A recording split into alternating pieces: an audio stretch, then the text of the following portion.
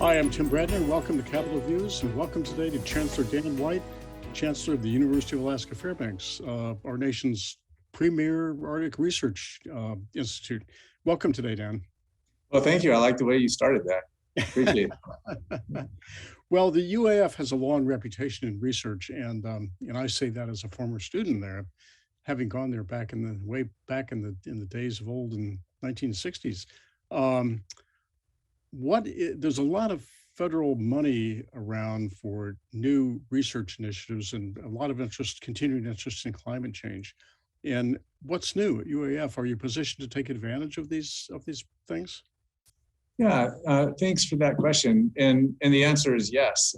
We have for a decade, for more than a decade, there's been an increasing focus on the Arctic and on research in the Arctic. And as the national leader and as a global leader in Arctic research, we have gradually built up that capacity to respond. Lots of new and interesting things going on. You know, we refer a lot to environmental change, and we have the best climate downscalers in the world that allow Alaskan communities to evaluate kind of how they're going to change and how to respond. Energy, another real important topic, and one of course for each of us as residents of Alaska, really important to us personally and important to our businesses, both kind of the new potentially a hydrogen economy, nuclear energy. So lots of opportunity, lots of new things going on. Thanks. Is the and just touching on hydrogen for a moment, is that focused at the University Petroleum Engineering Group? Where is that centered at the university? Yeah, we have what's called the Alaska Center for Energy and Power. And they've been a leader in alternative energies, in renewable energies, and petroleum energies, but in building grids and building power and heat systems that balance and use different sources of energy depending on what might be available to the greatest extent, as well as integrating new energy technologies. And hydrogen is a real tricky one because, of course, hydrogen is a beautiful thing because you can just generate it with water and sunlight. But we just don't really right now have the means of transporting hydrogen. So it's working on the technologies for making that an energy that people can use. I know there's been quite a lot of focus on the integration of these, rural Alaska diesel plants and wind energy, and making sure that these things mesh and they coordinate and they don't black out the community. And I guess that's one of the things that the Alaska Center for Energy and Power is known for. Yeah, indeed. And at UAF, we have what's called a grid simulator, so that as units, as mines, or as Army bases or Air Force, Army posts or Air Force bases or forward operating posts want to see how they might integrate new forms of energy into their fossil fuel grid, they can do that. They can test that here without risk to the operations.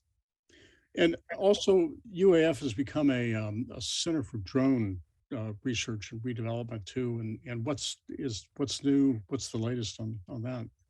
Well, it's exciting. We of course have underwater drones that fly around under the surface of the ocean and investigate what's going on there. But our aircraft, of course, we are leaders in the nation in what's called beyond line of sight. That's working with the FAA to be able to fly more and bigger aircraft unpiloted, without people on board, so that we can take advantage of that technology, especially in the Arctic and especially in Alaska, where it really could be used to our advantage, where there's long distances and difficult flying conditions.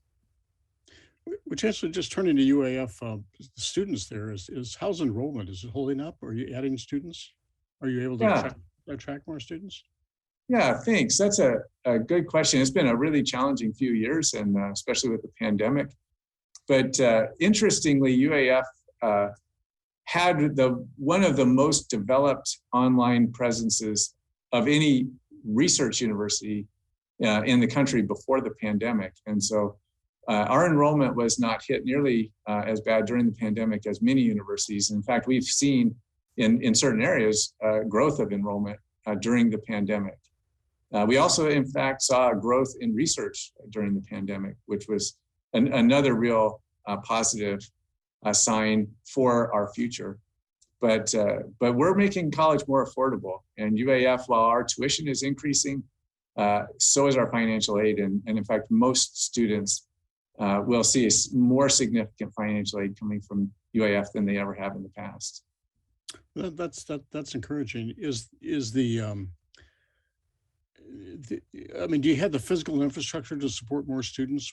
I know that some of the dormitory issues, there's been some deferred maintenance issues that the state is trying to address. Is there capacity to handle more, or do you have unused capacity? Well, there is definitely more. We have capacity for more students, and we had kind of some peaks of enrollment around 2013. And because of demographic shifts, we've seen some drops in enrollment. So there's capacity here for students. We're getting a lot of interest from out-of-state students to come to Alaska because we focus on transformative experiences here at UAF. And with this new financial aid program, which is we give now 4-year scholarships for students. They don't even have to apply for the scholarship. We just award the scholarship when they apply. So as we see more interest, we're building more capacity for students here at UAF. That's encouraging. Well, Chancellor, thank you for joining us for a few minutes. It's always interesting to hear what's happening at my old college in Fairbanks. Well, thanks for the invitation. And I'd encourage students, family members, pay us a visit.